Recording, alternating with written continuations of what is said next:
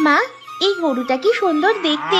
এটার বাচ্চা হলে একদম ধবল সাদা হবে। এটাও তো দেখতে একেবারে ধবল সাদা, তাই তো এটাকে আমরা সবাই ধবলি বলেই ডাকি। এটার বাচ্চা যদি এমন ধবল সাদা হয়, তাহলে ওটাকেও আমি ধবলি বলে ডাকবো কিন্তু মা। লোকের গরু বাছরের নাম রেখে তুই কি করবি রে মা?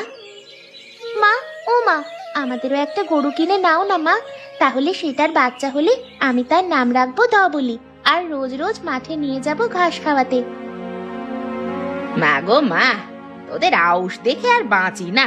ভাত খেতে ভাত পাস নে, তারা নাকি আবার গরু কিনে পালবে। আর কমলাটা আজ আসুক কাজে, ওর চুলের মুঠি ধরে যদি না মেরেছি আমি।